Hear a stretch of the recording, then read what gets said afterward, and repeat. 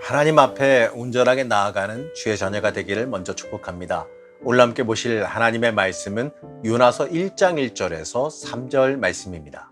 여호와의 말씀이 아미떼의 아들 요나에게 임하니라. 이르시되 너는 일어나 저 큰 성읍 니느웨로 가서 그것을 향하여 외치라. 그 악독이 내 앞에 상달되었음이니라 하시니라.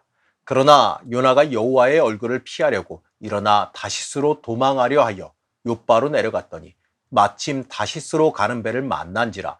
여호와의 얼굴을 피하여 그들과 함께 다시스로 가려고 뱃삭을 주고 배에 올랐더라. 오늘부터 시작하는 이 요나서는 참 난해한 성경입니다. 하나님의 놀라운 기적과 역사도 경험할 수 있겠지만 요나 선지자의 어떻게 보면 이해할 수 없는 불순종도 겪게 되고, 또 요나 선지자의 이해할 수 없는 반응도 함께 만나기 때문에 그렇습니다. 특히 결론이 좀 독특해서요, 그 뒷부분이 유실된 거 아니냐라는 의문을 제기하기도 합니다.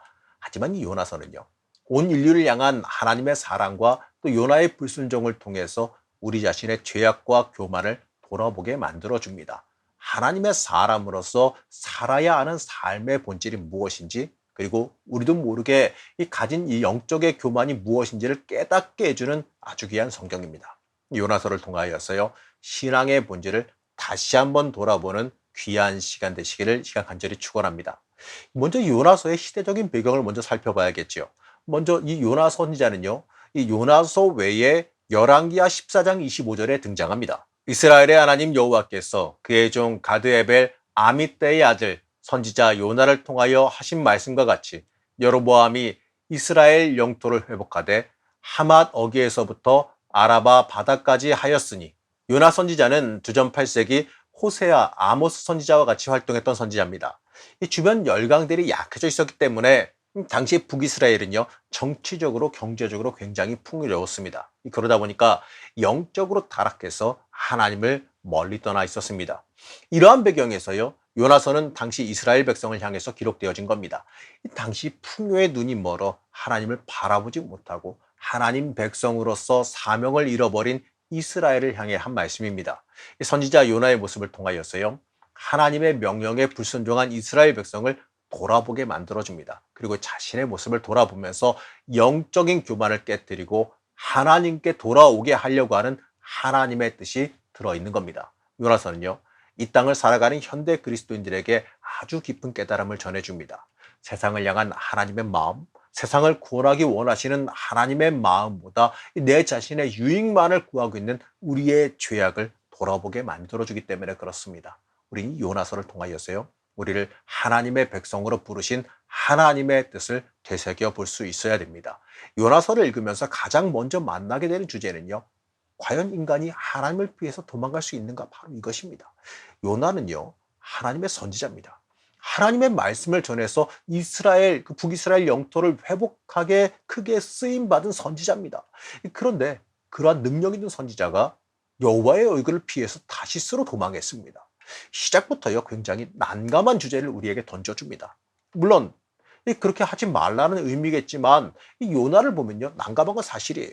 우선 2절 말씀을 보게 되면 하나님은요, 이 니느웨에 대한 중요성과 그들의 죄악성을 말해줍니다. 2절입니다. 너는 일어나 저 큰 성읍 니느웨로 가서 그것을 향하여 외치라. 그 악독이 내 앞에 상달되었음이니라 하시니라. 큰 성읍 니느웨, 하나님께서 사용하신 표현입니다. 이 니느웨는요, 이 티그리스 강변에 위치한 아시리아 제국의 마지막 수도입니다. 이 당시의 아시리아는요, 세계 최강대국 중에 하나였습니다. 이 최강대국의 수도인 니느웨는요, 크기도 엄청 컸지만 이 그곳에서 일어나는 일로요, 주변 국가에 굉장히 많은 문화적인 영향력을 끼치고 있었습니다. 영향력으로만 따지면요, 이 세상 나라를 대표하는 곳이라고 칭해도 전혀 손색이 없는 곳입니다. 물론 이 큰 성읍 니느웨는요, 이러한 의미도 있겠지만 상징적인 의미로 해석하는 게 더 적합할 것 같습니다. 요한계시록에서요, 큰 성읍 바벨론 이렇게 나오죠. 이 큰 성읍 바벨론이 타락한 이 세상을 상징하듯이 이 요나서도 큰 성 니느웨를 세상을 상징하는 상징용으로 보는 게 더 적합할 것 같습니다.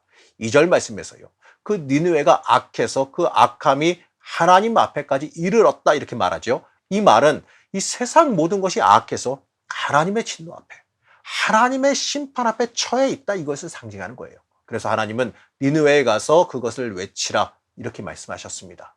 그들에게 하나님 앞에서 범죄함을 고하고 복음을 전해서 하나님에게로 돌아오게 만들라라고 하는 명령입니다. 이 말씀은 우리를 향한 말씀이기도 해요.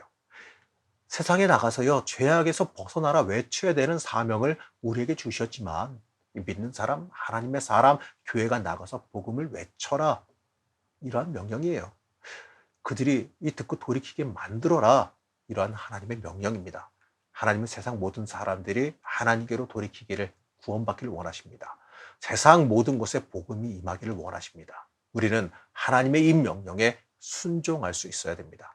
일반적으로 하나님의 이러한 직접적인 명령이 있으면요, 하나님의 능력 있는 선지자인데 당연하게 순종해서 따르는 모습이 등장하는 게 맞습니다. 그것이 성경적인 흐름이니까요. 근데 요나 선지자는요, 볼 때마다 참 당황스러운 결정을 했어요. 3절 말씀입니다. 그러나 요나가 여호와의 얼굴을 피하려고 일어나 다시스로 도망하려 하여 욥바로 내려갔더니 마침 다시스로 가는 배를 만난지라 여호와의 얼굴을 피하여 그들과 함께 다시스로 가려고 뱃삭을 주고 배에 올랐더라. 어떻습니까? 참 당혹스럽지 않습니까? 우리를 당혹스럽게 만드는 내용이 등장해요. 요나 선지자는 여호와의 얼굴을 피해 다시스로 도망하려 하여 이렇게 말합니다. 선지자가 하나님의 얼굴을 피해, 하나님의 명령을 피해 도망했습니다.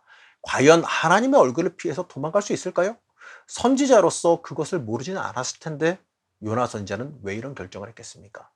엘리야가 이세벨의 위협을 피하여서요, 브엘세바로 도망친 적이 있기는 하지만 이 자신이 받은 하나님의 메시지를 전하기도 전에 그 명령을 거부해서 도망친 선지자는요, 요나 선지자가 유일해요. 요나 선지자가 왜 도망쳤을까요? 왜 도망쳤을까요? 요나 선지자는요, 4장 2절에서 화를 내면서 이렇게 말했습니다. 여호와께 이렇게 기도하였다. 여호와여, 내가 고국에 있을 때에 주께서 이렇게 하실 것이라고 내가 말하지 않았습니까? 그래서 내가 급히 다시스로 도망하였습니다. 나는 주께서 은혜롭고 자비로우시며 쉽게 노하지 않으시고 언제나 사랑이 풍성하셔서 뜻을 돌이키시고 재앙을 내리지 않으시는 하나님인 것을 알았습니다. 간단하게 말하면 니느웨에 가서 하나님 말씀 전하면 저들이 듣고 회개할 텐데, 그러면 저들이 하나님의 진노와 재앙에서 피할 테니까 그게 싫어서 도망쳤다는 뜻입니다. 그들이 하나님 말씀 듣고 구원받을까 봐 하나님을 피해서 도망했다는 뜻입니다. 이 말도 안 되는 상황은요, 당시 이스라엘과 아시리아의 관계를 통해서 좀 봐야겠지요. 당시 이스라엘과 아시리아의 관계는요, 원수 그 자체였습니다. 유대인들은 아시리아인들을 적대시했습니다. 요나도 유대인이어서 이 편협한 민족주의에 그대로 사로잡혀 있었습니다. 이러한 이 자기중심적인 편견이 요나로 하여금요, 니느웨를 구원하려는 하나님의 마음에 반항하게 만들었습니다. 하나님은 이스라엘만 선택해서 그들만 구원하려 하신 게 아니에요. 이스라엘을 통하여서 모든 민족을 구원하기를 원하셨습니다. 하지만 이스라엘은요, 자신들만 특별하게 선택받아 구원받았다 이렇게 생각했어요. 이 자신들만 특별하다는 그 교만이 하나님의 놀라운 역사를 가로막게 만들었습니다. 그래서 요나는 하나님을 피해서 니느웨의 정반대인 다시스로 도망했습니다. 이 다시스를 스페인 어딘가로 말하는 사람들이 있긴 해요. 사실 다시스가 어디냐, 이건 중요하지가 않아요. 그 의미가 중요합니다. 하나님의 명령에 불순종해서 그 명령의 가장 먼 반대 방향으로 향했다. 그 의미가 중요한 겁니다. 하나님의 명령과 뜻에 불순종했다. 그 자체가 중요한 거예요. 그래서 요나는 이 불순종하기 위해서 다시스로 가는 배표를 구입했습니다. 사랑하는 성도 여러분, 오늘 이 말씀을 보시면서 여러분들은 어떠한 생각이 드십니까? 혹시 우리가 요나와 같지 않을까요? 하나님의 많은 은혜도 체험했고 하나님의 말씀도 많이 배웠습니다. 하나님을 향해 기도도 열심히 해요. 신앙생활도 열심히 하면서 살아가고 있습니다. 하지만 내가 생각하는 그 자리에만, 내 고집과 아집에만 머물고 있지는 않습니까? 하나님께서 원하시는 방향과 뜻에는 전혀 관심 없이 내가 누리기 위한 복받는 데에만 집중하고 살아가고 있지는 않습니까? 요나 선지자는요, 하나님의 마음에는 관심이 전혀 없었습니다.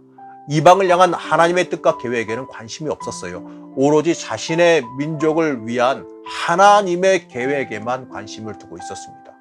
자신의 민족, 자신을 위한 하나님의 계획에는요, 거리낌 없이 크게 쓰임 받았습니다. 하지만 자신의 생각과 다르게 명령하시는 하나님의 명령에는 불순종으로 응답했습니다. 우리가 하나님 앞에서 혹시 요나와 같지 않습니까? 이 요나와 같이 하나님의 뜻보다 내 유익을 더 중요시하지 않았습니까? 하나님의 뜻과 정반대인 다시스로 내가 향하고 있지는 않았습니까? 우리가 요나와 같이 다시스로 향하는 배표를 끊고 있지는 않았습니까? 세상을 향해서 하나님의 말씀을 전하고 그들을 구원하기 원하시는 하나님의 마음을 외면하고 있지는 않은지 한번 돌이켜볼 수 있어야 됩니다. 하나님의 명령에 순종하는 것이 믿음이고 신앙생활입니다. 우리는 하나님의 마음을 품고 전하는 사람, 하나님께 순종하며 복음 들고 나아가는 주의 자녀가 되어야 됩니다. 내 뜻과 내 안위보다 하나님의 명령 앞에 순종하여 나아가는 주의 자녀가 되시기를 간절히 축복합니다. 우리의 주인 되시는 하나님, 우리가 요나와 같이 다시스로 향하고 있지는 않았는지 돌이켜보며 회개합니다. 우리의 죄악을 용서하여 주시고 우리가 하나님의 사람으로 바로 서서 살아갈 수 있도록 우리를 붙잡아 주시옵소서. 오늘 하루도 하나님의 뜻에 순종하는 주의 자녀가 되기를 원하오며 거룩하신 예수님의 이름으로 간절히 기도드렸습니다. 아멘.